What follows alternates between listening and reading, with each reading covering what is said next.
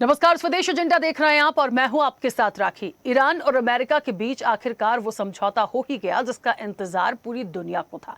राष्ट्रपति Donald Trump ने इस समझौते पर आधिकारिक रूप से साइन किए, जिसके तहत रणनीतिक रूप से अहम हॉर्मुज स्ट्रेट फिर से खोला जाएगा। ट्रंप ने फ्रांस के एवियन लेबैंस में G7 शिखर सम्मेलन में शामिल होने के दौरान इस पर साइन किए हैं।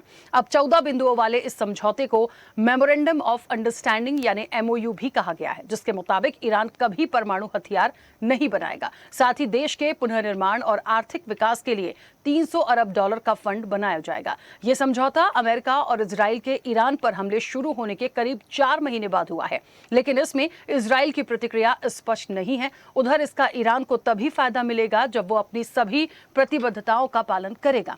उधर अमेरिकी राष्ट्रपति डोनाल्ड ट्रंप ने G2, जिसमें अमेरिका के साथ चाइना होगा, का जिक्र करके भारत की टेंशन भी बढ़ाई है। ऐसे में दो बड़े सवाल हैं। ईरान अमेरिका का जो समझौता हुआ है वो कितना कारगर होगा, और अमेरिका की चाइना के साथ नजदीकियां भारत के लिए कितनी बड़ी खतरे की घंटी है। विस्तार से चर्चा करेंगे, उससे पहले देखिए ये रिपोर्ट।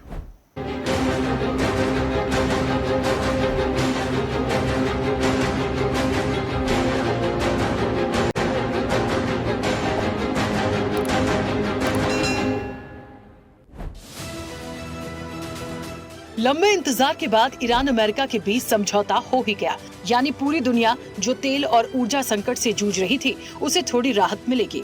चलिए सबसे पहले नजर डालते हैं उन बिंदुओं पर जिसके तहत समझौता हुआ। पहले बिंदु में कहा गया कि अमेरिका, ईरान और उनके सहयोगी हर मोर्चे पर सैन्य अभियान तुरंत और स्थायी रूप से खत्म करने की घोषणा करेंगे। इसमें लेबनान भी शामिल है। ट्रंप लगातार इस बात को लेकर चिंतित थे कि हिजबुल्लाह के खिलाफ इजराइल की सैन्य कार्रवाई ईरान के साथ हुए समझौते को बिगाड़ सकती है। ईरान कई बार कह चुका है कि युद्ध विराम में लेबनान को भी शामिल किया जाना चाहिए। ईरान ने कहा कि अगर इजराइल लेबनान में सैन्य अभियान जारी रखता है तो ये समझौते का उल्लंघन होगा। ऐसी स्थिति में जरूरी कदम उठाए जाएंगे। दूसरा बिंदु, अमेरिका और ईरान एक दूसरे की संप्रभुता और क्षेत्रीय अखंडता का सम्मान करेंगे। दोनों एक दूसरे के आंतरिक मामलों में हस्तक्षेप नहीं करेंगे। दस्तावेज के तीसरे बिंदु के अनुसार अमेरिका और ईरान अधिकतम 60 दिनों के भीतर अंतिम समझौते पर बातचीत पूरी करने की कोशिश करेंगे। अगर दोनों पक्ष सहमत हों तो इस समय सीमा को आगे बढ़ाया जा सकता है। दोनों देशों के नेताओं के MOU पर आधिकारिक हस्ताक्षर होने के बाद 60 दिनों की उल्टी गिनती शुरू हो चुकी है। व्हाइट हाउस के अनुसार ईरान के राष्ट्रपति मसूद पेजेश्कियन ने भी इस पर साइन किए हैं। चौथे बिंदु के अनुसार MOU पर हस्ताक्षर होते ही अमेरिका अपनी नौसैनिक नाकाबंदी हटाना शुरू करेगा। ईरानी बंदरगाहों पर लगाए गए किसी भी तरह के व्यवधान या बाधाओं को भी हटाएगा। पांचवें बिंदु को देखें तो अमेरिका का मानना है कि ईरान अपने अधिकारों को आक्रामक तरीके से लागू करेगा, लेकिन खाड़ी देश कभी भी ऐसा भविष्य स्वीकार नहीं करेंगे जिसमें वहां टोल प्रणाली लागू हो। MOU के छठे बिंदु में कहा गया है कि अमेरिका और उसके क्षेत्रीय साझेदार ईरान के पुनर्निर्माण और आर्थिक विकास के लिए कम से कम $300 अरब यानी 224 अरब पाउंड की योजना तैयार करेंगे। अंतिम समझौते के 60 दिनों के भीतर सहमति बनेगी। सभी लाइसेंस, छूट और अनुमति अमेरिका देगा। हालांकि इसका मतलब ये नहीं है कि अमेरिका आर्थिक रूप से इसमें शामिल होगा। ट्रंप और अन्य अधिकारियों ने बार बार अमेरिकी जनता को ये स्पष्ट किया है कि अमेरिका सीधे ईरान को पैसा नहीं देगा। 7वें बिंदु के अनुसार अमेरिका ईरान पर लगे सभी आर्थिक प्रतिबंध समाप्त करेगा। इसमें संयुक्त राष्ट्र सुरक्षा परिषद के प्रस्तावों के तहत लगाए गए प्रतिबंध और अमेरिका के लगाए गए एक तरफा प्रतिबंध भी शामिल हैं। हालांकि इसकी समय सीमा अभी स्पष्ट नहीं है। 8वां बिंदु कहता है कि ईरान ने सहमति दी है, वो परमाणु हथियार नहीं खरीदेगा और न ही हासिल करेगा। दोनों पक्ष इस बात पर भी सहमत हैं कि ईरान के पास पहले से मौजूद संवर्धित यूरेनियम का समाधान किया जाएगा। 9वां और 10वां बिंदु कहता है कि समझौते के अगले 2 हिस्सों में कहा गया है कि संवर्धित यूरेनियम का समाधान होने तक अमेरिका और ईरान अपने परमाणु कार्यक्रम को मौजूदा स्थिति में बनाए रखेंगे। ट्रंप ने इस साल की शुरुआत में कहा था, ऑपरेशन एपिक फ्यूरी शुरू करने का उनका 99% उद्देश्य यही था कि ईरान परमाणु हथियार हासिल न कर सके। दस्तावेज के 11वें बिंदु में कहा गया है कि MOU पर हस्ताक्षर होने के बाद अमेरिका फ्रीज या प्रतिबंधित फंड पूरी तरह उपलब्ध कराने का वादा करता है। इसकी प्रक्रिया बातचीत के दौरान तय की जाएगी। MOU के बाद की बातचीत जारी रहने के दौरान कुछ संपत्तियां जारी की जाएंगी। ऐसा तब किया जाएगा जब ईरान समझौते की शर्तों का पालन करेगा। दस्तावेज के अंतिम बिंदुओं में बताया गया है कि अमेरिका और ईरान MOU के पालन और भविष्य के अंतिम समझौते की निगरानी के लिए एक व्यवस्था बनाएंगे। अंत में ये भी कहा गया है कि अंतिम समझौते को संयुक्त राष्ट्र सुरक्षा परिषद के बाध्यकारी प्रस्ताव के जरिए मंजूरी दी जाएगी।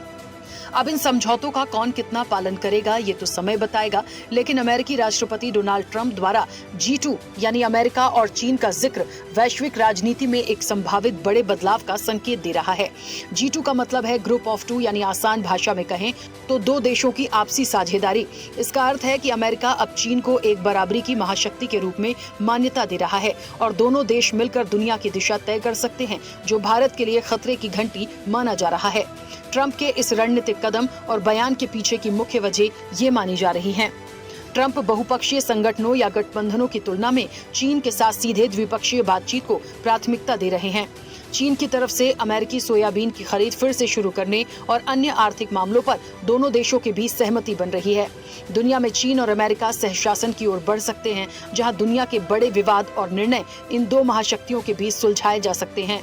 उधर भारत और अन्य देशों पर इसका बड़ा प्रभाव हो सकता है। यूरोप और अन्य पारंपरिक सहयोगी देश जो चीन के बढ़ते प्रभाव के खिलाफ एकजुट होना चाहते थे, ट्रंप की इस नीति से असहज महसूस कर रहे हैं। G2 के उदय और क्वाड की गतिविधियों में कमी को भारत के रणनीतिक हितों के लिए एक महत्वपूर्ण घटनाक्रम माना जा रहा है।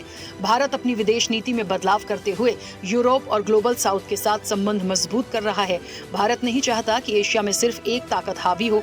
भारत का मानना है कि अगर चीन अकेला क्षेत्रीय महाशक्ति बन गया तो उसका असर भारत की सुरक्षा, अर्थव्यवस्था और कूटनीतिक स्वतंत्रता पर पड़ेगा। यही वजह है कि भारत, अमेरिका, जापान और ऑस्ट्रेलिया ने मिलकर क्वाड को मजबूत किया, लेकिन अमेरिका और चीन आपस में समझौते करने लगे तो भारत की पूरी रणनीतिक गणित बदल सकती है।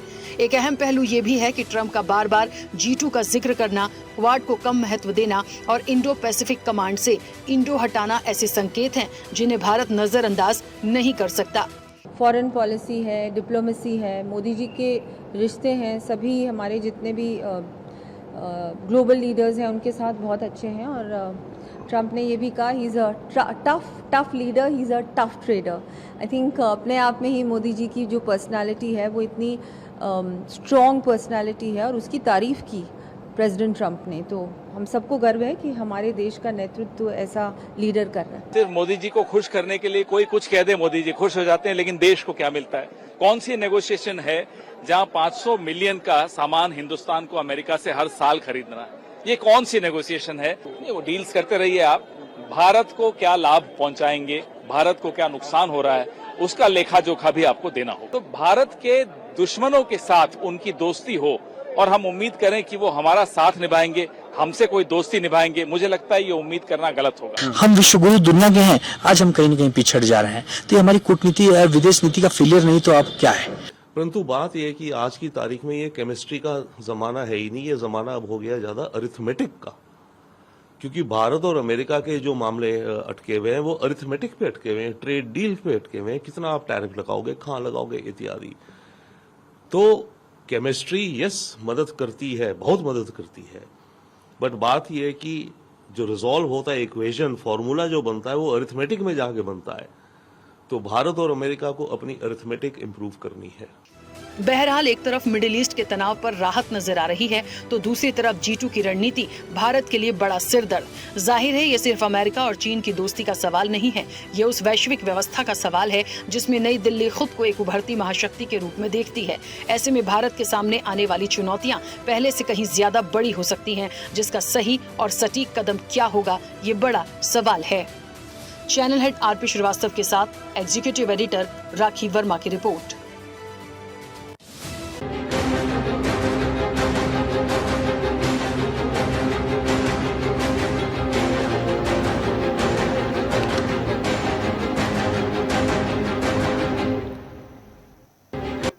चलिए, तो डील तो डन हो गई, लेकिन ग्लोबल टेंशन भी बीच में आ गई है। कितनी सफल होगी, नहीं होगी, क्या G2 पे बढ़ पाएंगे, अभी तो सिर्फ एक दावे हो रहे हैं, बार बार जिक्र हो रहा है, तो ये तो एक थोड़ी चिंता का विषय है, उस पर हम आएंगे। लेकिन मूल रूप से जो डील डन हुई है और जो 14 पॉइंट्स ऐसे रखे गए हैं जिन पर समझौता हुआ है। उसमें से कुछ बातें तो ऐसी शामिल की गई हैं जिसका थोड़ा सा उल्लंघन मुझे कुछ देर पहले देखने को मिला है। तो ये कितना सही और सटीक होगा, और एक लाइन में समझें तो ये समझौता कितना कारगर होगा? क्या वाकई जो बात कही जा रही है, जो बहुत राहत मिल गई है शायद आज पूरी दुनिया को ये सुनने के बाद कि डील डन हो गई है, तो चाहे जो ऊर्जा संकट है, तेल की सप्लाई है, तमाम चीजें जो हैं उससे राहत मिलेगी, सब कुछ पहले जैसा बहुत अच्छा धीरे धीरे होगा, तो कहीं ऐसा ना हो उस पर फिर से कोई ब्रेक लग जाए। हम चर्चा पर चलेंगे, तमाम मेहमान हैं उनसे जानेंगे कि इसके पीछे वो क्या देखते हैं। सबसे पहले आपका परिचय करा दें। भारतीय जनता पार्टी का पक्ष रखेंगे संदीप वर्मा। संदीप जी, बहुत स्वागत चर्चा में जुड़ने के लिए। कांग्रेस का पक्ष रखेंगे डॉक्टर शिवानंद हुलियारकर। शिवानंद जी, आपका भी बहुत स्वागत है। रक्षा विशेषज्ञ हैं retired major doctor Mohammad Ali Shah. Mohammad Ali Shah ji, आपका भी बहुत स्वागत है। विदेश मामलों के जानकार हैं डॉक्टर राहुल बाली। राहुल जी, आपका भी बहुत स्वागत है। और स्वदेश न्यूज के channel head RP Srivastava ji हमारे साथ जुड़े हैं। आरपी श्रीवास्तव जी, आपका भी बहुत स्वागत है। चर्चा की शुरुआत राहुल बाली जी पहले आपसे ही करूंगी। मुझे सुन पा रहे हैं? जी बिल्कुल सुन पा रहा हूँ राकेश जी। हाँ, नमस्ते राहुल जी। एक महत्वपूर्ण सवाल जो है जिसकी शुरुआत मुझे लग रहा है बेहतर आपके तरफ से ही होगी। एक तो सबसे अच्छी बात है कि मिडिल ईस्ट में जो कुछ भी चल रहा था, तो जो भी डील डन हुई उससे बहुत बड़ी राहत हमें मिली। पहला पॉइंट, क्योंकि डील डन साइन हो गए, मतलब हमें राहत मिली। दूसरा बड़ा सवाल ये है कि जो पहला पॉइंट है उसमें यह कहा गया कि लेबनान को भी शामिल करिए, और उस पर कोई भी अटैक होता है या कोई भी चीज होती है तो वो उल्लंघन माना जाएगा इस समझौते का। सर, अब से कुछ देर पहले ही अटैक हुआ है, और जो मैं अपडेट देखकर आई हूं इस डिबेट में, तो एक तो जहन में सवाल आया कि फिर ऐसी स्थिति में आगे क्या। तीसरी बड़ी बात, 28 लाख करोड़ रुपए देने की जो बात की गई है वो डायरेक्टली अमेरिका ईरान को नहीं देगा। यानी जिनको मार पड़ी, जिन्होंने, जो बेचारे परेशान हुए, बीच में आसपास के जो लोग थे, वहां से निवेश या विकास के नजरिए से आप ईरान तक पहुंचाएंगे। तो कैसे ये जो समझौता हुआ है कितना कारगर होगा? छोटी छोटी प्रॉब्लम्स जो एकदम से अभी से शुरू से दिखने लगी हैं, हम इसे कैसे समझें? हम तो फिलहाल बहुत बड़ी राहत मान रहे हैं, लेकिन जो चीजें आ रही हैं और जिन पॉइंट्स को रखा गया है, ये सवाल है। हाँ जी राकेश जी, आपका बहुत अच्छा सवाल है। देखिए, आज पूरे देश को नहीं बल्कि पूरे वर्ल्ड को ही बहुत एक किस्म का रिलीफ महसूस हो रहा है 14 पॉइंट साइन होने के बाद। आप देखिए कि इंडिया को इसमें कैसा फायदा होने वाला है कि जो पॉइंट वहां साइन किए गए हैं उसमें टर्मिनेशन ऑफ ऑल सैंक्शंस है, और दूसरी बात यूएसए की जो TIR है, और उनको जो है वो ईरान को क्रूड ऑयल के लिए वो वेवर जो है वो लगाने वाले हैं, उनको वेव करने वाले, उनकी बैंकिंग सेक्टर को, इंश्योरेंस को वो वेव करने वाले हैं। इसलिए ये जो 14 पॉइंट साइन हुए हैं इसका हमें स्वागत करना चाहिए। जहां तक आपने लेबनान की बात कही है, लेबनान के जो इजराइल है अभी भी वो लेबनान के ऊपर अटैक करने के लिए जो है रुक नहीं रहा है। वहां वो ट्रंप की भी मेरे ख्याल उनसे वो जो है बात सुनी नहीं जा रही है।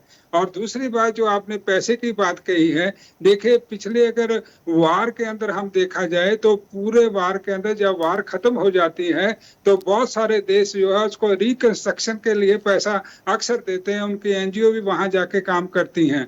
तो जो पैसा वो डायरेक्टली आप कह रहे हैं कि इतना करोड़ रुपया जो है देने के लिए यूएसए जो है ईरान को नहीं देगा, लेकिन उनको तो देना ही पड़ेगा, क्योंकि यूनाइटेड नेशन के रेजोल्यूशन के मुताबिक जो है ये पैसा उनको देना ही पड़ेगा। को किस ढंग से ईरान को देते हैं ये आगे जाके पता चलेगा। दूसरी बात राकेश जी मैं ये करना चाहता हूँ, देखिए यहाँ हमने अभी अपना टाइटल जो रखा है आज डिबेट का वो G2 का है। ये G2 का जो कंसेप्ट है अभी उसको क्रिएट नहीं किया गया है, ये सिर्फ डोनाल्ड ट्रंप जी ही बात कर रहे हैं। लेकिन अगर चाइना और अमेरिका और ये दोनों इकट्ठे हो जाते हैं तो फिर खतरे का मामला तो हमारे देश के लिए नहीं है बल्कि यूरोप के लिए है और साउथ ईस्ट एशिया के लिए है। अभी क्या है कि हम एशियान के मेंबर नहीं हैं, जो association of nation of south east Nations है उसके हम मेंबर नहीं हैं, लेकिन उसका सिंगापुर मेंबर है।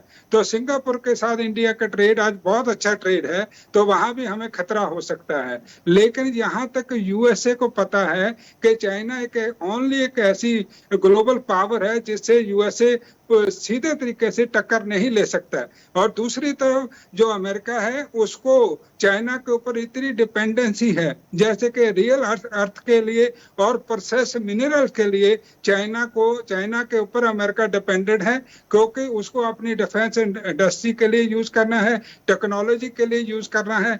तो मेरा मानना यह है कि आगे चल के ये G2 का सिर्फ एक कंसेप्ट ही रहेगा, लेकिन ये पूरी तरह जो बन नहीं पाएगा, क्योंकि कारण है अगर ये दोनों ताकतें इकट्ठी हो जाती हैं तो हमारे लिए तो दिक्कत है ही है इंडिया के लिए, लेकिन आने वाले छोटे छोटे देशों के लिए वो उनकी जो है उनकी पावर को कम करते चले जाएंगे। और चाइना तो आगे ही पहले वो एक्सपेंशन की पॉलिसी के ऊपर हमेशा वो काम करता रहा है कि दूसरे देशों के लिए उनकी एक्सपेंशन रहती है हमेशा।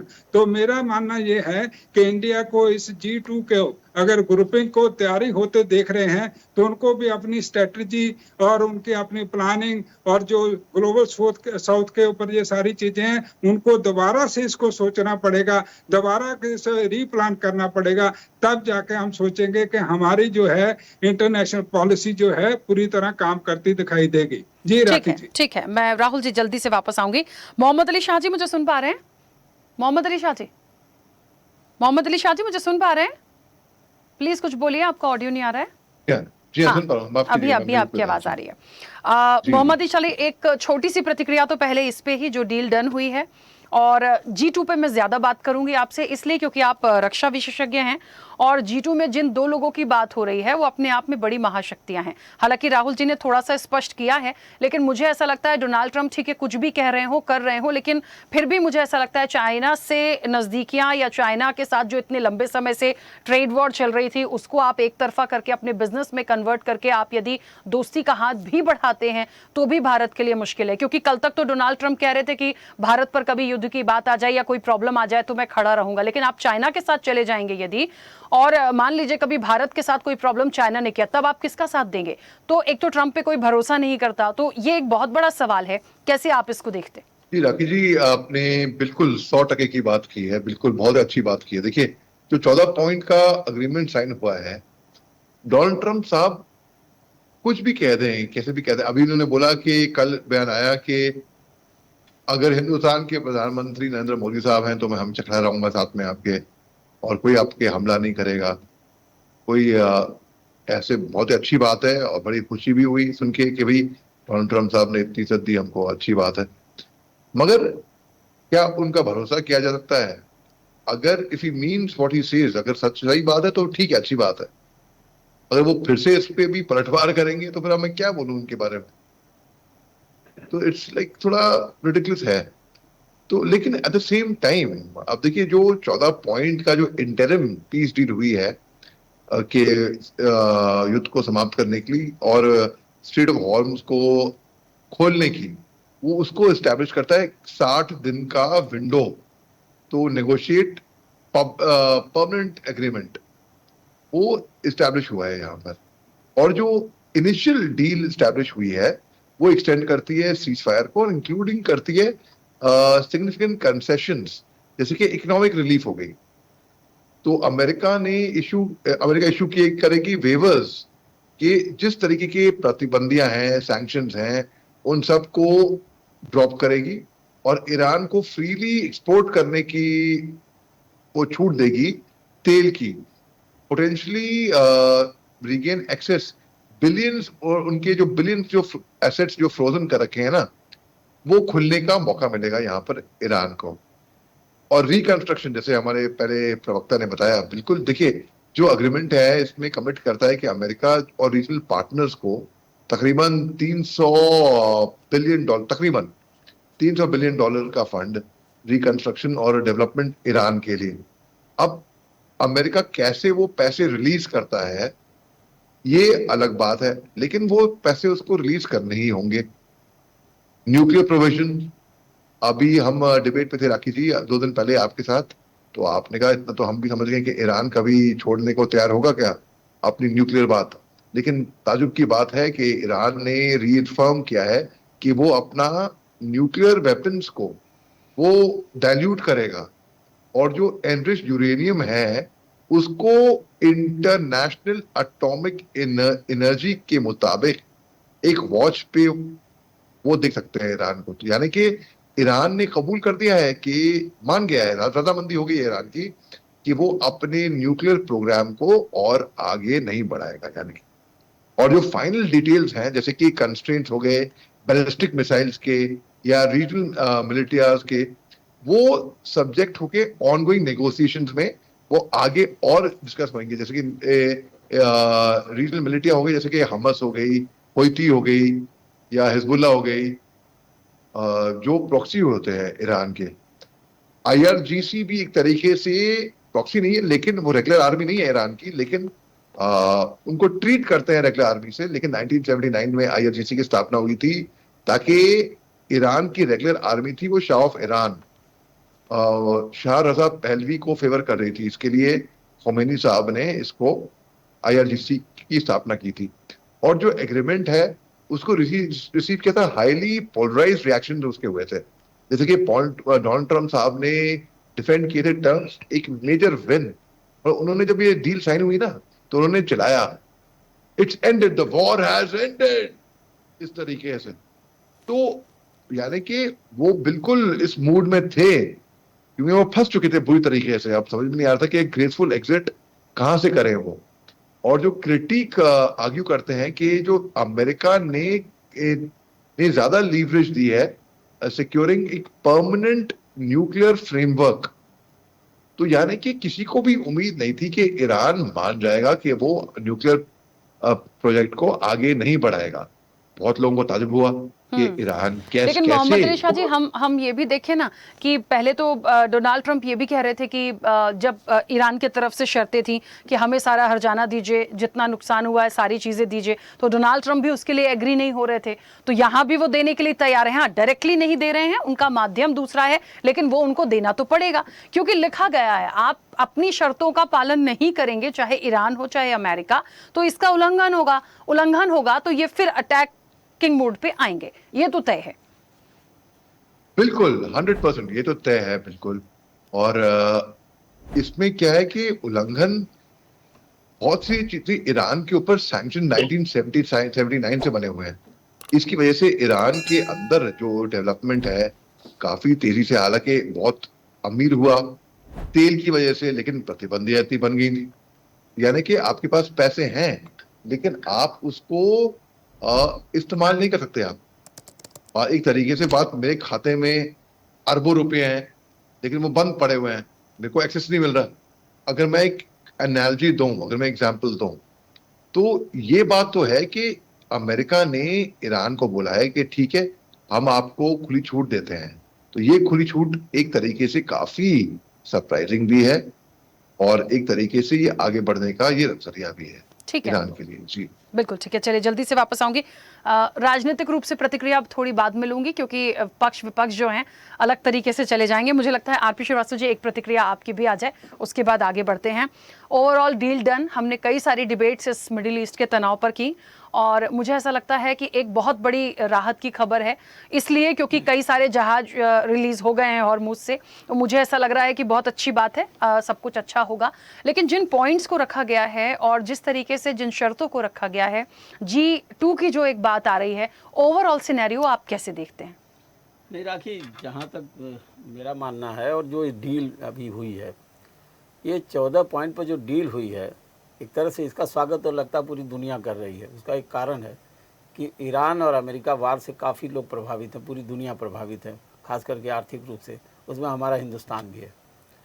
अब रही बात है कि कौन थोड़ा आगे पीछे, जैसे ईरान इस बात पर अड़ा हुआ था कि हम मतलब परमाणु के मामले में हम समझौता नहीं करेंगे, फिर इसके बाद वो बैकफुट पर आया। उसी तरह से अमेरिका ने कहा कि हम कोई भी खर्चा नहीं देंगे, जो भी वहाँ पर नुकसान हुआ उसकी भरपाई नहीं करेंगे।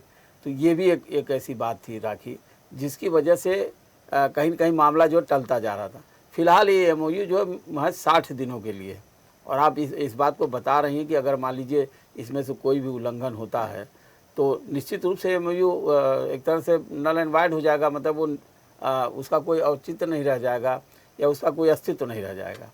और अभी आपने कहा कि अभी चूँकि इस डील को भले ही अमेरिका और ईरान के बीच में हुआ, लेकिन इजराइल मानने वाला नहीं है, और आपने अभी देखा कि लेबनान पर अटैक भी कर दिया। तो इन सारी चीज़ों को देखिए और ख़ास करके ट्रम्प के जो एक तरह से उनके व्यक्तित्व को देखिए, कब क्या बोलते हैं, कब क्या करते हैं, ये भी एक सबसे बड़ी बात है। लेकिन ईरान इस बात से कि जैसे होर्मुज खुलता है, दुनिया में तेल सप्लाई होती है, जो क्रूड ऑयल की कीमतें बढ़ी वो घटी, और जो एक तरह का अनिश्चय का वातावरण था पूरी दुनिया में, वहाँ कहीं न कहीं थोड़ी राहत भरी खबर ज़रूर है। और इसका स्वागत हमको लगता है कि सारे देश कर रहे होंगे, उसमें खास करके हमारा हिंदुस्तान भी, और हमारे प्रधानमंत्री खुद G7 की बैठक में थे। तो एक जो है, जो चीज़ें निकल के आई हैं हिंदुस्तान के भी पक्ष में, ये जो अभी हाल में सारी चीज़ें, कीमतें गैस की, पेट्रोलियम पदार्थों की, ये कीमतें बढ़ी हैं, तो उसमें कोई ज़रूर असर पड़ेगा। एक और सबसे बड़ी बात है, जो आपने G2 की बात किया। अब आप देखिए, एक तरफ तो ईरान से डील हो रही है, बहुत सारी बातें हैं, हमारे भारत के लिए क्या, मतलब हिंदुस्तान के परिप्रेक्ष्य में देखा जाए, वैसे भी आप देखिए चाइना के साथ अगर अमेरिका की दोस्ती होती है, और एक दिन पहले ये बोलते हैं ट्रम्प साहब कि आप जो है हम हमेशा कोई युद्ध होगा और तमाम चीज़ें होंगी तो हम भारत के साथ खड़े रहेंगे, और दूसरे दिन इस तरह की बातों को लेना, हालांकि G2 के बारे में अभी कोई ऐसी बातें नहीं निकल के आई हैं, या कोई ऐसा उनका जो है ये हुआ नहीं है, एक दूसरे से गठजोड़ नहीं हुआ है, तो ये माना जा सकता है कि अभी इसमें कयास लगाया जा सकता है। लेकिन ट्रम्प जो है कुछ भी कर सकते हैं। और जहाँ तक चाइना और अमेरिका का सवाल है, आप देखिए एक दूसरे के ऊपर बहुत सारी चीज़ों पर डिपेंडेंट है, और एक तरह से महाशक्तियों की बात की जाए तो चाइना उसमें से एक है। अगर ट्रम्प और चीन एक साथ होते हैं तो निश्चित रूप से सबसे बड़ा जो है, सबसे बड़ा खतरा या सबसे बड़ा जो एक सेटबैक हिंदुस्तान के लिए होता है। हमें लगता है कि हिंदुस्तान अपनी रणनीति बनाना चाहिए इस मामले में, भले G2 मटेरियलाइज हो या ना हो, लेकिन हिंदुस्तान को अपना एक रास्ता बनाने की ज़रूरत है। मैं अभी देख रहा था नेपाल में, आप देखिए किस तरह से चाइना एक्टिव है। आप देखिए, अभी पिछले दिनों की खबरें आ रही थी कि चाइना जो है नेपाल में काफ़ी हद तक वहाँ के इंफ्रास्ट्रक्चर तमाम चीज़ों में एक्टिव है। अब रही बात है कि चाइना किस तरह से विस्तार करना चाहता है, और उसकी नीति भी विस्तारवादी रही है, तो उसको भी लगाम लगाने की ज़रूरत है। और हमें लगता है कि इस बार जो है हिंदुस्तान जो फूंक फूंक करके कदम रख रहा है। हमारी सरकार भी ज़रूर इस मामले पर ये डील जो है वो तो अलग बात है, लेकिन जो बात कहा है अमेरिका ने, ट्रम्प ने कहा है, तो वो उस पर ध्यान देने की ज़रूरत है। हमें लगता है कि हमारी सरकार इस दिशा में ज़्यादा जो है अपना एक प्रोटेक्टिव एक्शन लेगी, और हमेशा ये प्रयास करेगी कि हम अगर इस तरह का मेल मिलाप होता है चाइना और इसके बीच में, तो हिंदुस्तान के लिए कितनी परेशानी खड़ी होगी, कितना संकट होगा। बिल्कुल ठीक है। संदीप जी, मुझे सुन पा रहे हैं? जी बिल्कुल सुन पा रहा हूँ। हाँ संदीप जी, एक बात तो बहुत अच्छी है, डील डन हो गई, हम सबके लिए राहत भरी खबर है। हमारे जहाज तो खैर पहले भी आ रहे थे, लेकिन अब और तेजी से काम होगा तो बहुत अच्छा लगेगा। जो हमारे लिए चिंता का विषय है वो G2 है, क्योंकि ठीक है भले वो अभी एक्टिव नहीं हुआ या उसका कोई प्रॉपर अभी शुरू नहीं हुआ, लेकिन ट्रंप ने यदि कहा और चाइना का जिक्र करा, और किस जगह पे जाके आप ये बातें कर रहे हैं, बताने की कोशिश कर रहे हैं, ये सवाल है। तो आने वाला जो सिनेरियो है उसको कैसे लेकर देखिए एक रणनीति तो बनानी पड़ेगी हमें, हमारी फॉरेन पॉलिसी है, हमें आगे कैसे काम करना है। अभी हमने इतना टाइम मिडिल ईस्ट के तनाव को झेलते हुए किया, और उसमें भी देखिए 60 डेज जो हैं ये बहुत महत्वपूर्ण है। उसके पहले जहां तक लेबनान का मैं जिक्र बार बार इसलिए कर रही हूं क्योंकि साफ ईरान ने कहा है कि अगर इजराइल लेबनान में सैन्य अभियान जारी रखता है तो ये समझौते का उल्लंघन होगा, और ऐसी स्थिति में जरूरी कदम उठाए जाएंगे। ये पहला ही समझौते का पॉइंट है। तो हमें देखना पड़ेगा कि ठीक है 60 डे के लिए सारी चीजें हुई हैं, लेकिन यहां से तो शुरुआत आप कर ही रहे हैं क्योंकि अटैक हो चुका है। तो हमें बहुत सारी चीजों को समझना है, और जितना मौका मिल रहा है जल्दी जल्दी अपने भंडारण को भर लेना है। जी जी जी, देखिए प्रधानमंत्री नरेंद्र मोदी ने लगातार ये कहा है कि यह युद्ध जो है इस युग का नहीं है, और हम ये मानते हैं कि अमेरिका ईरान समझौता वैश्विक शांति की दिशा में एक सकारात्मक कदम है।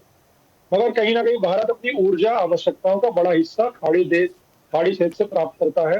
हार्मोन से खुलने के बाद तेल और गैस आपूर्ति सुचारू रूप से हमारी होगी, और हमारी नहीं दुनिया की होगी। मैं पहले भी कहता रहा हूँ कि ये युद्ध जो है ये सिर्फ भारत के लिए नहीं, ये पूरी दुनिया के लिए नुकसानदायक था। ये इस पे जो समझौता हुआ है, मैं चाहता हूं कि ये बना रहे, और इस तरह की जो चीजें, जो खबरें हैं वो ना आए, इस पे विराम लगे। तो कहीं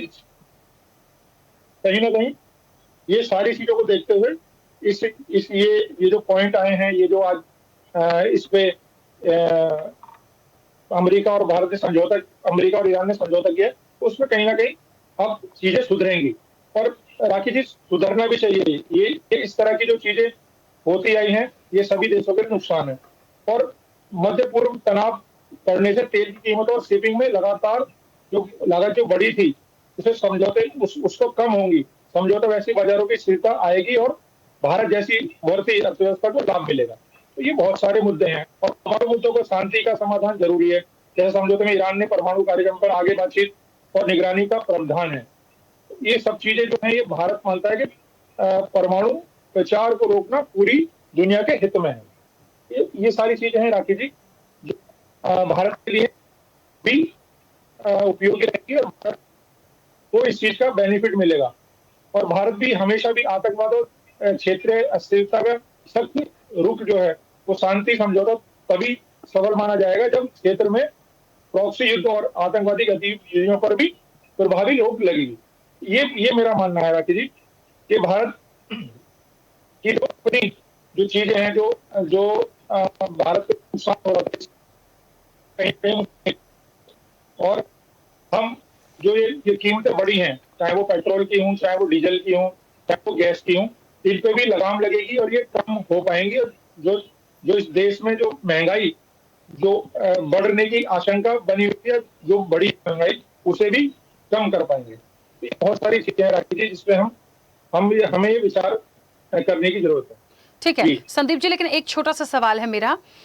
इंडो पैसिफिक कमांड से इंडो को हटाने के मायने क्यों हटाना पड़ा अमेरिका को? क्या तकलीफ हो गई आपको? इंडो जो प्रेजेंट करता है वो इंडिया को कर रहा था, आपको ये हटाने की क्या जरूरत पड़ी? पहली चीज ये मैं सिर्फ इसलिए पूछ रही हूँ क्योंकि शायद देखिए, मुझे लगता है हमारी जो फॉरेन पॉलिसी है और हमारे भारत के अगेंस्ट में या उससे रिलेटेड कोई ऐसी चीज होती है तो हमारे संज्ञान में बिल्कुल होना चाहिए। तो दूसरी चीज ये कि क्या प्राइम मिनिस्टर नरेंद्र मोदी या हमारा जो विदेश मंत्रालय है, हमारी जो सरकार है, वो बात करेंगे इस विषय पे कि चाइना के साथ, देखिए आपकी डील अलग चीज है, आपका ट्रेड वॉर जो इतने समय से प्रॉब्लम कर रहा था वो अलग चीज है, लेकिन आप यदि विश्वास की बात करते हैं, दोस्ती की बात करते हैं, तो चाइना हमारा दोस्त नहीं है। तो आप यदि इस तरह से हैं तो मुझे लगता है बहुत अच्छे फ्रेंड हैं तो दो दोस्त तो अपने लिए बात कर सकते हैं ना, कि आप क्यों हमारे दुश्मन के साथ ये सारी चीजें कर रहे हैं। एक बहुत छोटे से आम उसमें तो ये बात हो सकती है जिस तरह से वो मिलते हैं। देखिए राघव जी, अमेरिका की जो पॉलिसी रही है वो कहीं ना कहीं इस तरह की रही है कि वो कुछ भी चीजों को इधर से उधर उलटफेर करता है, मगर हमारी विदेश नीति जो है वो इस ध्यान लेगी, हमें किस तरह इसे आगे करना है, किस तरह आगे इस पर ध्यान देना। तो वो योजना जो विदेश नीति है वो उसके आधार पर आगे इम्प्लीमेंट की जाएगी। मगर अभी ये, क्योंकि ये विषय जो है ये मेरे पूरे संज्ञान में भी नहीं है, तो इस पर मैं बहुत ज्यादा बात नहीं कर पाऊंगा। मगर कहीं ना कहीं हमारी विदेश नीति जो मजबूती से खड़ी है, उसे हम आगे भी इसी तरह करेंगे कि कहीं भी हमें नजरअंदाज न किया जाए।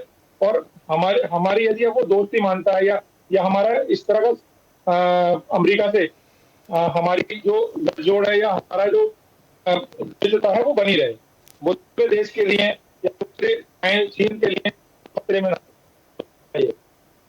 ठीक है, आपका ऑडियो भी काफी ब्रेक हो रहा है। ठीक है संदीप जी, बहुत ज्यादा आपने खुद ही बोला कि बहुत ज्यादा डिटेल में अभी आपको नहीं पता है, तो ठीक है, लेकिन एक सीमित बात आपने रखी। ठीक है, शिवानंद जी मुझे सुन पा रहे हैं?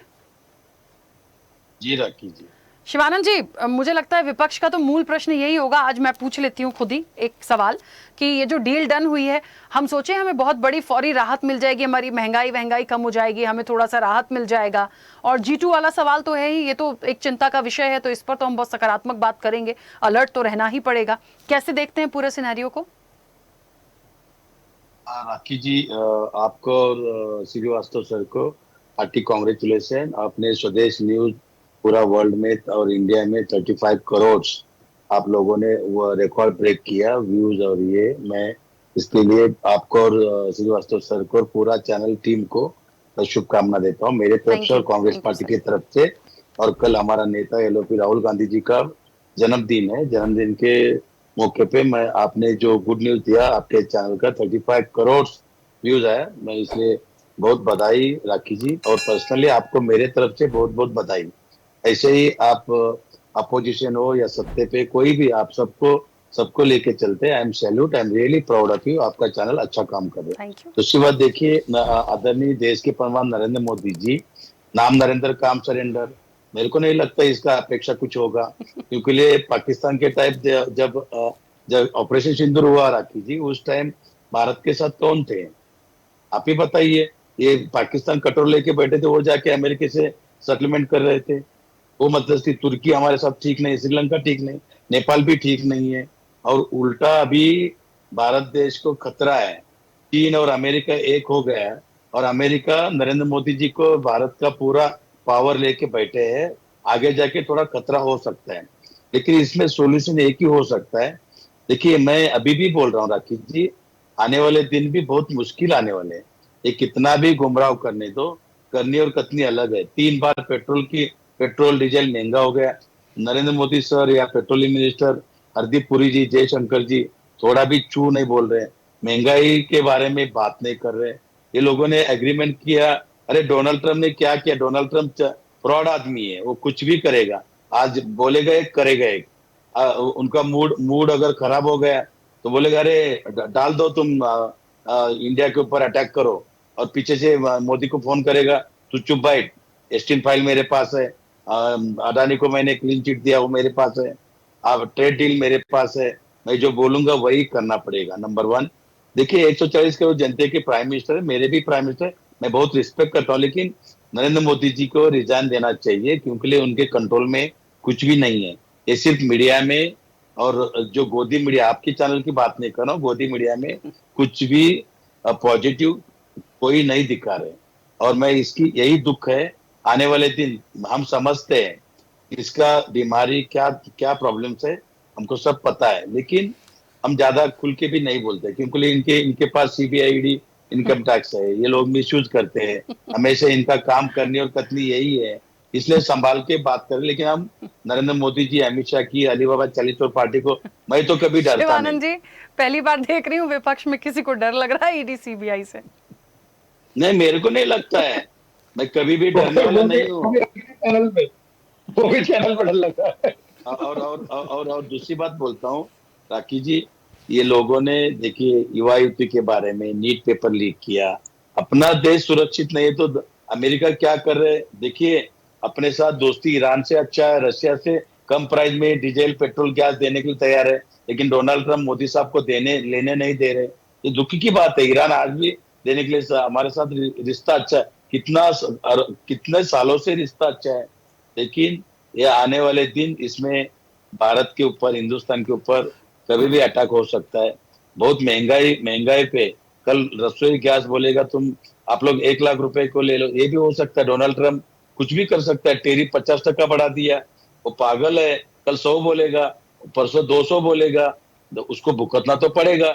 मोदी सर ने डिक्लेयर नहीं कर रहे कि क्या ट्रेड डील, क्या सिग्नेचर किया, वो एक बार क्लियर होना चाहिए। दूसरी बात देखिए, जो भी हुआ, मैं 50% स्वागत करता हूँ राखी जी। क्या है, देखिए देश सर्वोपरि है, देश के बारे में सोचना चाहिए। देखो, प्राइम मिनिस्टर आएंगे जाएंगे, मोदी साहब हारेंगे जीतेंगे, कांग्रेस हारेंगे जीतेंगे, देश सर्वोपरि है। गोर गरीब दलित पिछड़ों आदिवासी के बारे में सोचना चाहिए। देश के प्रधानमंत्री कुछ भी, उनकी स्ट्रैटेजी कुछ भी नहीं है। देखिए, कल मैंने आज तक में और एबीपी न्यूज पे डिबेट किया, जुग्गी जहां है वहां मैं जुग्गी बनाऊंगा। अमित शाह बोल रहे, हुज अमित शाह क्या है? यही रेखा गुप्ता जी खुद सामने बैठ के जुग्गी तोड़ा, और इनका ही योगी आदित्यनाथ बोलते हैं कटेंगे तो बटेंगे, बुलडोजर चलेगा। वही style Rekha Gupta ji 50% chief minister है, कोई गरीबों के बारे में कोई लेना देना नहीं। 12 साल किसने रुकाया था? शिवानंद जी, मुझे ये बताइए, अपनी ये जो डील डन हो गई है ईरान अमेरिका की, महंगाई कम होगी? सारी चीजें यदि रिलीज होती हैं, थोड़ा वक्त तो लगेगा चीजों को सेटल होने में, लेकिन यदि मान लीजिए तेल की सप्लाई प्रॉपर होती है, तो पेट्रोल डीजल है और भी चीजें हैं, क्या हम जो एकदम से रेट्स बढ़े, लोग बहुत ज्यादा परेशान हुए, क्या उसको देख पा रहा है विपक्ष की फौरी राहत हमें मिलेगी उससे? आखी जी, मेरे को नहीं लगता कुछ राहत मिलेगा, क्योंकि उल्टा मेरे ख्याल से मेरे पास जो जानकारी मेरे पास है, श्याम पित्रोदा हमारे सर है, अमेरिका में है, कांग्रेस के बहुत सीनियर, बहुत स्ट्रांगली आज आपको देख रहे, उनका ही देन है श्याम पित्रोदा सर का। तो मेरा बोलना ये है कि उनके तरफ से जो मेरे पास कुछ जानकारी मिला है, आने वाले दिन हिंदुस्तान में खतरा है, 100%, और प्राइस बढ़ेगा 2-3 दिन के बाद।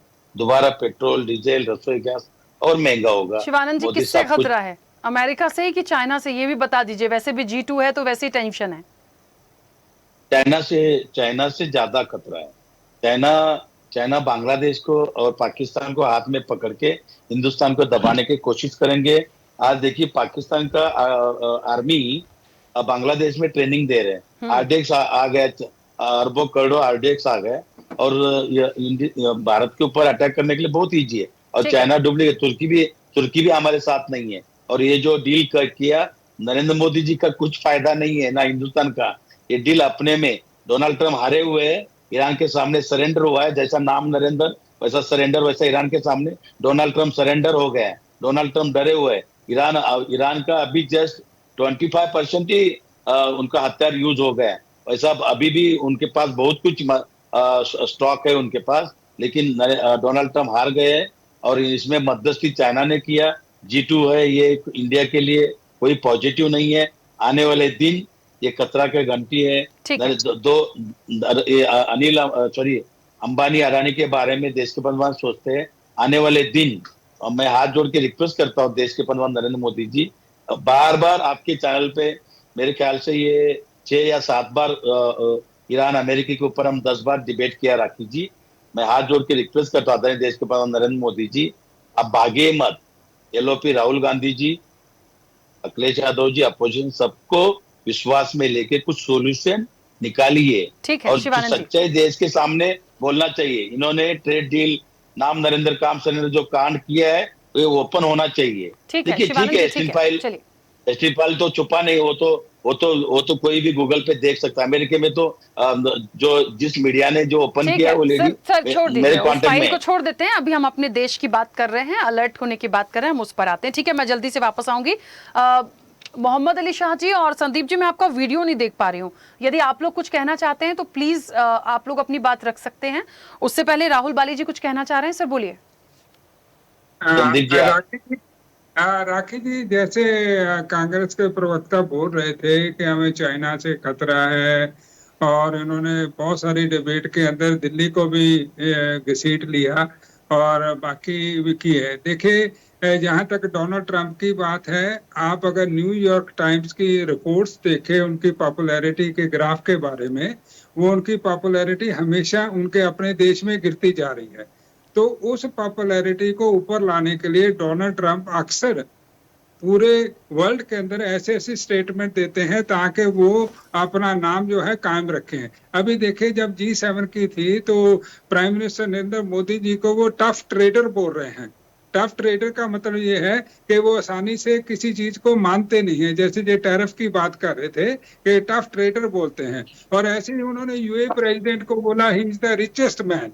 तो मेरा कहने का मतलब जो डोनाल्ड ट्रंप है वो अपनी पॉपुलैरिटी को बढ़ाने के लिए हमेशा कुछ ना कुछ किसी के देश के प्राइम मिनिस्टर या प्रेसिडेंट के बारे में ऐसा बोलते हैं ताकि वर्ल्ड का सारा मीडिया उनकी तरफ अटेंशन दे। यहाँ तक इन्होंने बात की कि हमारे को खतरा है। देखिए, अभी पाकिस्तान और बांग्लादेश की अगर बात करें तो पाकिस्तान का तो अभी जो इकॉनमी है वो तो लोटा लेके घूम रहे हैं, और उनको अब पता चल गया संदूर से कि ये जो है इंडिया अब जो है चुप बैठने वाला नहीं है। और इंडिया की डिफेंस कैपेबिलिटी पिछले कई सालों से बहुत मजबूत हुई है। तो मुझे लगता है कि अगर कोई देश हिम्मत करता है हमारे देश के ऊपर हमला करने के लिए, तो हम जो देश के नागरिक हैं और हमारी सरकार है वो पूरी तरह तैयार है। यहाँ तक चाइना की बात हम करते हैं, देखिए चाइना की हमेशा एक्सपेंशन पॉलिसी रही है। इन्होंने जिक्र किया नेपाल का, इन्होंने जिक्र किया श्रीलंका का। इन्होंने ये नहीं बताया कि श्रीलंका और नेपाल में जो चाइना ने किया है वो खुद रो रहे हैं अपनी कंट्री के बारे में, क्योंकि उनके पोर्ट कब्जे कर लिए उन्होंने। तो कोई भी ऐसा देश अब चाइना के पीछे नहीं जा रहा है। आप अगर ईरान की भी बात करें तो शबार एयरपोर्ट के ऊपर भी जितना चाइना ने काम किया है, इंडिया ने भी उससे ज्यादा काम किया है। तो कहने का मतलब ये है कि आज अगर कोई देश हमला करना किसी की तरह चाहता है तो अब ईरान और इजराइल की वार से ये पता चल गया कि वार करना कोई आसान नहीं है, क्योंकि आज वो देश नहीं रहे हैं। आज टेक्नोलॉजी का, AI का जमाना है, इसलिए आप जो है अपने ही देश में बैठे दूसरे देश का नुकसान कर सकते हैं। इसलिए हर देश को सोचना पड़ेगा दूसरे देश के ऊपर अटैक करने से पहले। ठीक है, चलिए, क्योंकि समय की सीमा है, मैं चाहती हूँ सभी लोग जल्दी जल्दी से 1-2 सवाल बड़े इंपॉर्टेंट है उस पर बात आ जाए। मोहम्मद अली शाह जी, मुझे सुन पा रहे हैं? मैं आ जाऊँ आपके। राखी जी, मेरी आवाज आ रही है? हाँ संदीप जी, 1 सेकंड, बस 1 सेकंड। मोहम्मद अली शाह जी कनेक्ट है हमारे साथ?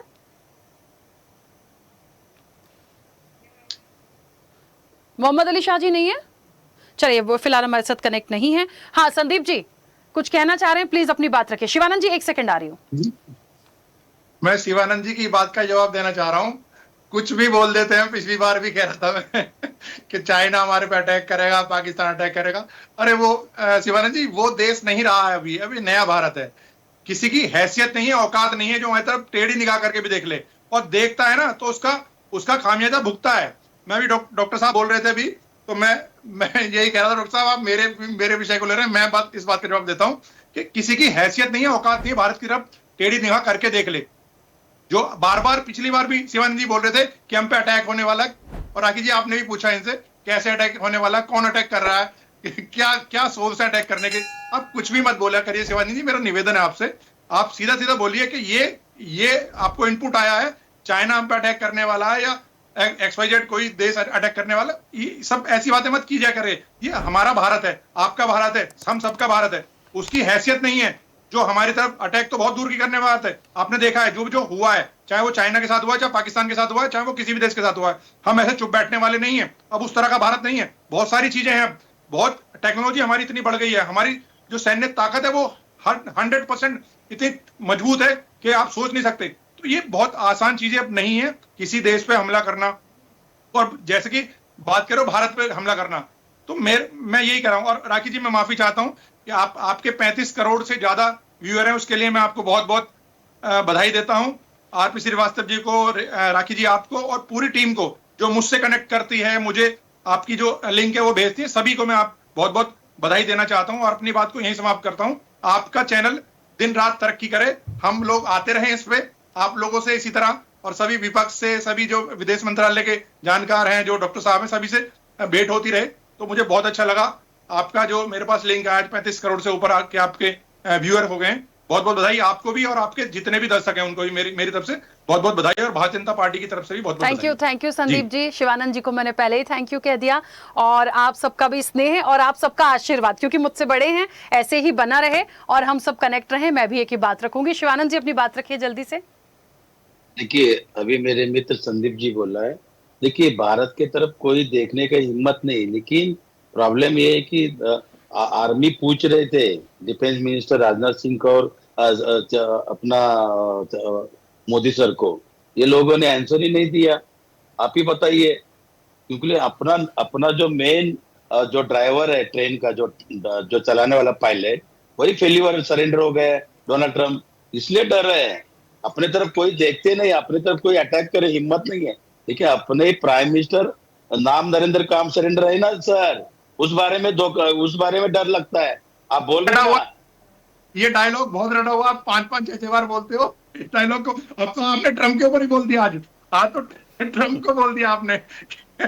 राखी जी भी सुन रही थी, हंस रही थी, तो मुझे लग रहा था आपको ये रटा हुआ है डायलॉग।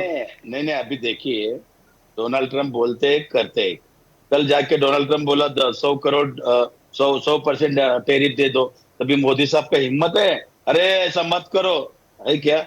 आप बांग्लादेश को देखो, टेरिफ कितना है, 22% है। सर संदीप जी, करनी और कथनी अलग है। देखियो, कांग्रेस जीतेंगे या बीजेपी जीतेंगे, इसमें राजनीति नहीं, देश सर्वोपरि है। देश के बारे में सोच क्या है बताइए, देश सर्वोपरि है। उसने जितना भी टैरिफ लगाया, हमने उसने आना पड़ा ना, नीचे आना पड़ा ना उसे टैरिफ पे। जब पिछली बार उसने 200%, 300%, 100% जो लगाया, उसे नीचे आना पड़ा ना। ऐसा नहीं है, आप कुछ भी मत बोला करिए। भारत इतना हल्का देश नहीं है। भारत का प्रधानमंत्री, ठीक है, मैं बस एक छोटी सी बात कहना चाहती हूँ, मैं बस एक छोटी सी बात रखूंगी। शिवानंद जी, मुझे बोलने दो, एक मिनट। नहीं, राकेश जी 1 सेकंड बोलिए। भारत से 2 लाख करोड़ यहाँ जो फंड्स था ना, बाहर की लोग कंट्री ने डाला था, वो निकाल के क्यों लेके गया संदीप भाई, बताइए क्यों लेके गया?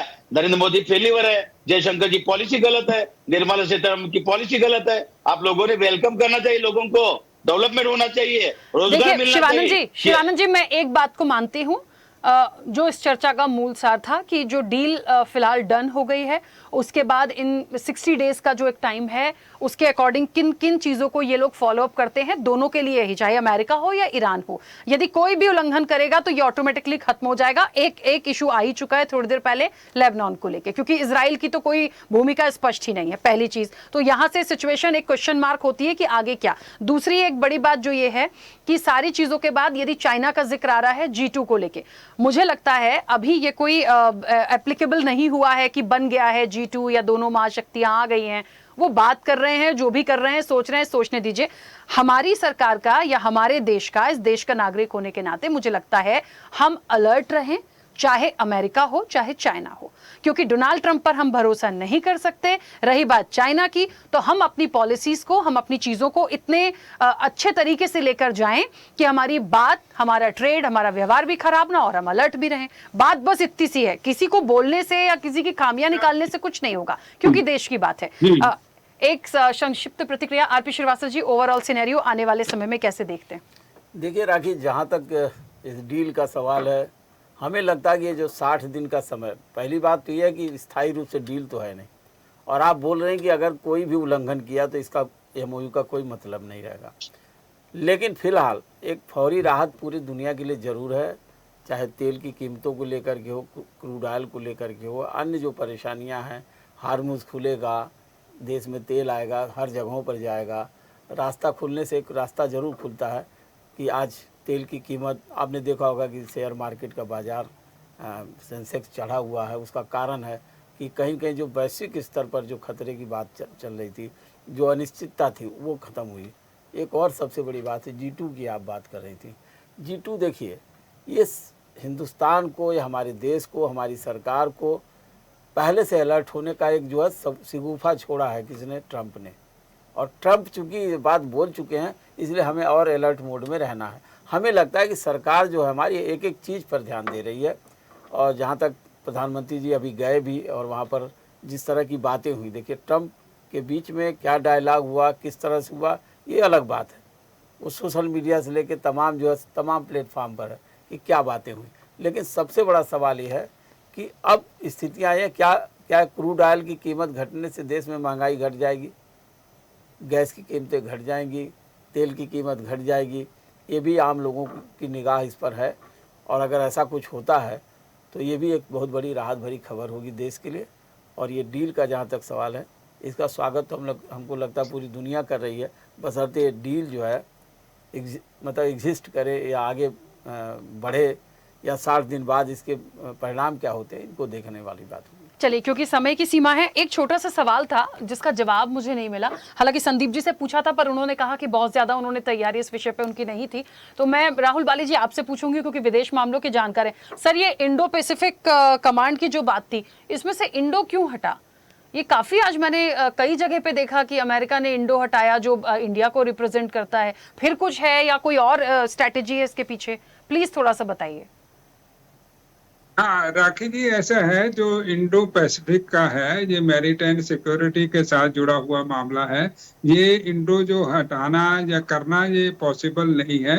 ये जरूर कहीं ना कहीं ऐसी बात उठी है जिससे क्या है, ये भ्रम पैदा हो जाए पूरे वर्ल्ड के अंदर, क्योंकि इंडो पैसिफिक जो है सिर्फ इंडिया का ही साथ मामला नहीं है, ये पैसिफिक रीजन का भी है, क्योंकि जो मैरीटाइम सिक्योरिटी है उसके रिलेटेड है। इसमें और भी कंट्री इन्वॉल्व है, जैसे एशियान का मैंने जिक्र किया, जहाँ के हम हालांकि उसके मेंबर नहीं है, लेकिन क्या है कि उनके साथ भी तो हमारी ट्रेड डील है ना। इसलिए जो है कि ये जो ट्रंप कर रहे हैं, ट्रंप मैंने आपको जैसे पहले जिक्र किया कि ट्रंप जो है अनप्रेडिक्टेबल इसलिए है कि वो अपनी पॉपुलैरिटी को मेंटेन रखना चाहते हैं, तो वो कुछ ना कुछ करते रहेंगे जब तक वो प्रेसिडेंट है।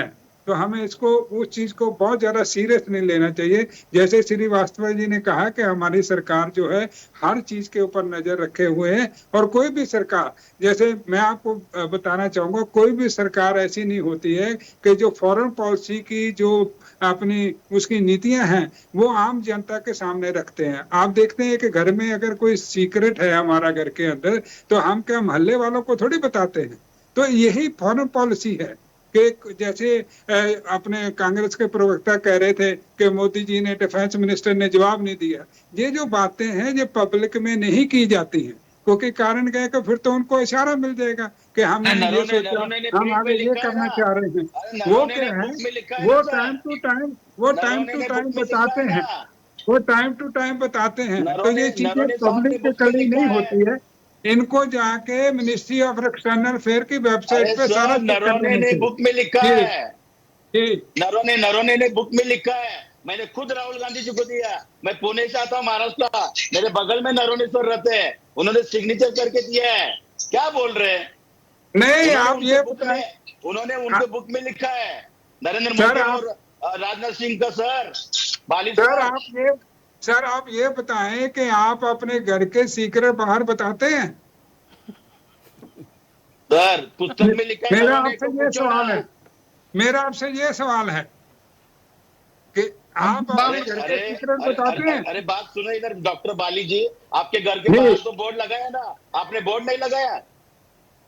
किस बात का बोर्ड? नहीं, गाड़ी कौन से पहनते हो? आप डॉक्टर हो, आप ऑर्थोपेडिक डॉक्टर हो, किस तरह से आप जाते हो? आपने लोन करके गाड़ी लिया, ऐसा? अरे शिवानंद जी, क्यों, मतलब वो विदेश मामलों के जानकार हैं, यदि कोई बात कर रहे हैं तो उन पे पर्सनल अटैक क्यों कर रहे हैं?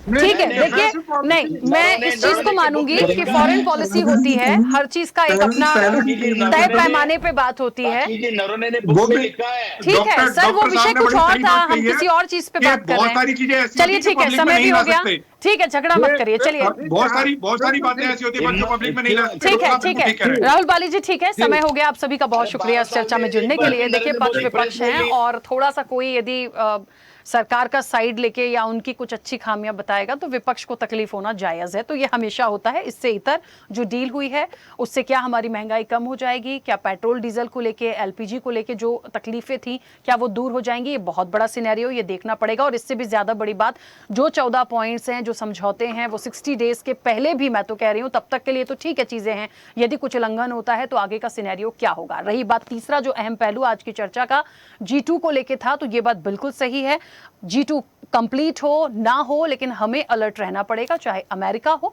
चाहे चाइना हो। चर्चा में इतना ही, बने रहिए स्वदेश न्यूज के साथ, सबसे पहले देश।